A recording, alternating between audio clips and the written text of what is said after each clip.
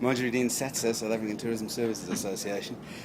This morning, during the STTIC conference, you made some points about social tourism and how it was begun in Europe. Could you tell us a little bit about that?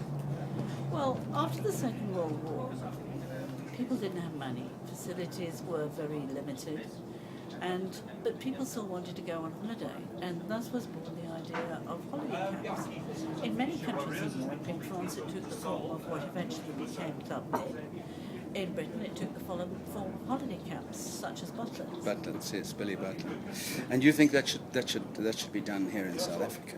Yes, I do, because I think the tourism industry as it stands in South Africa is not particularly geared to help low-income people. Now, people have disposable income, but they don't have enough disposable income to go and stay in a hotel or to stay in a holiday resort, for example. We need something that is designed for people with families where they can take their children on a holiday camp. You pay an all-inclusive charge, which includes your meals, your hospitality, your somewhere to sleep. They offer services like entertainment, childcare facilities, those kind of things. And that's all part of the total cost. It doesn't have to be fancy facilities, it can be quite simple ones.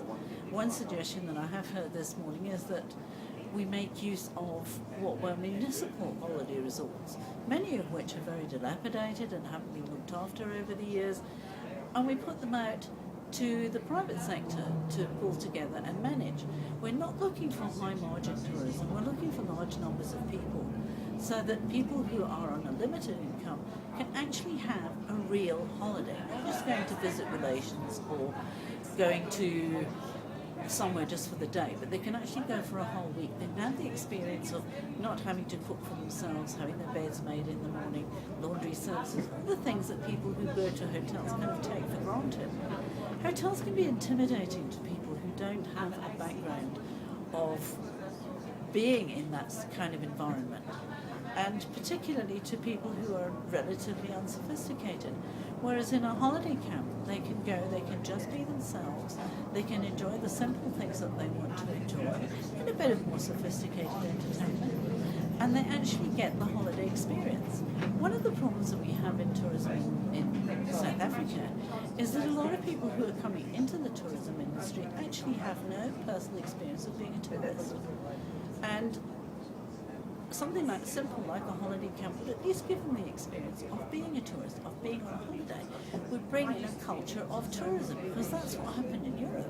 The people who went to the holiday camps, the people who went to the Club Meds and took their own tents, eventually when there was a bit more money around and they progressed a little bit further up the career ladder and that kind of thing, then they became the people who went on package holidays to stay in the backbone of the tourism industry in Europe.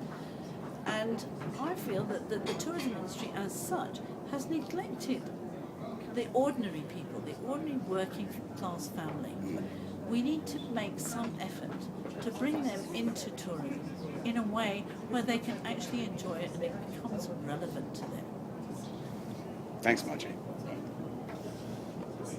And I see it played back.